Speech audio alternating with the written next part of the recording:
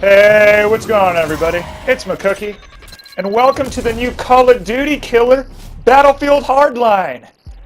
Just kidding, but I noticed that the style is whenever a first-person shooter comes out, we call it the Call of Duty killer, and then we overhype it, and then we realize that the current Call of Duty is still better. But I'm not going to talk about that. What I'm going to talk about is my first impressions on Battlefield Hardline. The open beta dropped on Tuesday, and I put about, I want to say like 4 or 5 hours into this beta. And there's things I liked and there's things I didn't like. I just want to say that overall, the bottom line is the game is fun. And I see a lot of potential for it to be pretty good if EA gets their stuff together.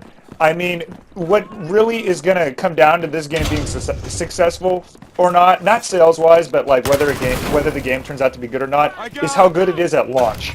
Because the one weakness, the largest weakness I'd say of any Battlefield game, is how its launches are always like terrible. Like, you can take the worst Call of Duty launch and it will still be better than the best Battlefield launch. It's just that bad. I mean, I know some people still refer to Battlefield 4 as Broken Field 4, and I'm hearing like finally it's just now working. But anyway, enough about Battlefield and Call of Duty. You really got to look at this game not as either a Battlefield game or a Call of Duty ripoff, as I know some haters are saying, but more as its own game, because this game is really its own monster.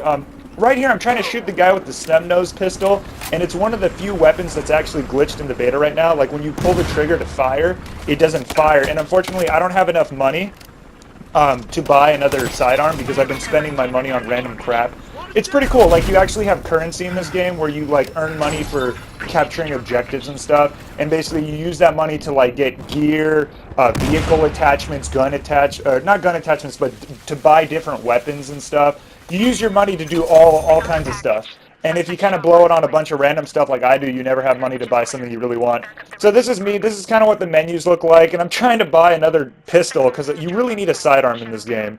This game's not like Call of Duty where the guns have like really high magazine counts, and you can just mow somebody down and not use like a sidearm. Like in Call of Duty, I never use sidearms. I feel like they're a waste of space. You actually many times may need to finish somebody off with a pistol, and that was really hurting me in this game. And about the game I'm playing one of the new modes called Heist, where basically you have the cops on one side who are defending the vaults, and then you have the robbers on the other side who are basically trying to steal 2 money bags out of a vault. And basically, I believe the way it goes is if the robbers take the money bags to the DZ without the cops stopping them, then they win. And if the cops are able to run the clock and basically let the clock run out without the robber stealing the money bags, then they win. And right there you just saw one of my main complaints about this game, and that's kind of like the spawn killing.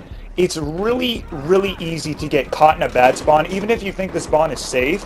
You may spawn in on a teammate and you get killed, but I guess that's just part of using your brain and, you know, taking a step back saying, yo, do I really want to spawn into the action, or do I want to maybe spawn a little farther away from the action but in a place that I know it's safe? So Battlefield is kind of bad in that sense, but also kind of good because it makes you think. So you really kind of have to take a step back with this game. They did a really great job on the pacing. Compared to Battlefield 4, you kind of move really slow compared to Call of Duty, which is fine. I mean, that's why Battlefield, you know, Battlefield has its audience and Call of Duty has theirs. That's why I've kind of always kind of preferred Call of Duty, is because the movement feels a lot faster and smoother. And in this game, a lot of that isn't a problem anymore for me. Like, you move really fast and really smooth. The gun-on-gun still feels kind of clunky, and the hit detection for a Battlefield game, I will say, I think is the best I've ever seen it, for at least for normal mode, because normally in Battlefield I play hardcore whenever I would play it, but in this one we're playing normal because that's all you have in the beta. The hit detection is really good for a Battlefield game, but not nearly as good as what you'd find in a Call of Duty game. But it's good enough for you to not get annoyed at the hit detection, but there are some questionable moments. Like right here I'm using the MP5 submachine gun, and it's a really good gun. It's probably my favorite gun that I've used in the beta. And there's times where I'll literally shoot at a guy, and he's not even like what I'd consider long distance range for a submachine gun, but it's still like where he should be dying, and I'm getting like 8 or 9 hit markers in him, like the upper torso and the head.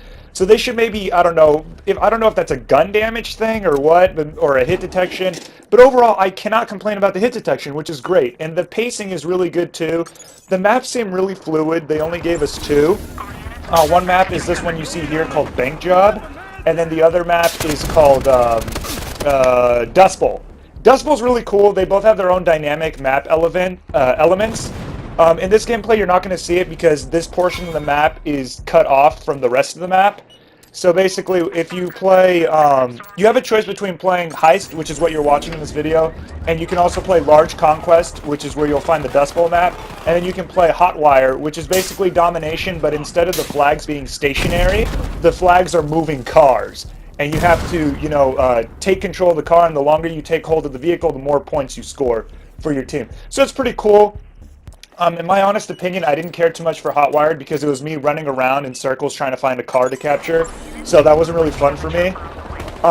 Conquest was really good. Like the first 2 days I was playing the beta, I had a lot of fun. And then like the last 2 hours I've been trying to get another game because I went on a really good shotgun tear, but I didn't record it. So I figured I'd get some new Conquest gameplay, and I could not get a single good game to save my life. So afterwards, I jumped into Heist, which I'd say is the best game mode for this beta because it really shows what Hardline's all about. And I was able to jump in and get some good games. And I'd say, definitely, if you're considering buying this game, get it if your friends are getting it. Because this game, I was playing with my boy Bushmeat and Furious Kid, and this game was a blast with them. But when I'm playing by myself, you're really at the mercy of the randoms. And that's not a good thing. Especially when the random teammates that you have on your team kind of dictate where you're going to be able to spawn and how safe your spawn point is. So that's where it gets a little shady. But overall, I'd give this beta a good review overall. I mean, I like it. It's still not for me, and I still prefer Call of Duty. Like, even Advanced Warfare, I'd still kind of prefer it over this game. But honestly, if you're debating on getting it, I would say definitely get it if your friends are getting it. If not, then hold off, wait for reviews, and honestly, just see how this game is performing at launch. Because that's really what it's going to come down to. Because the beta was great, there's not that many bugs, and it's really clean, graphics are good and everything. But how it actually performs at launch with all the other maps and all the other map elements and all dynamic map elements and all that stuff, that's what's really going to come down to how good this game is really going to be and if it's worth buying. Or if it's another, you know, disastrous launch like Battlefield 4 or Assassin's Creed Unity. Anyway, guys, that's the video. I hope you learned something new and interesting today. If you did, thumb it up and subscribe for more. MCKOOKIE out!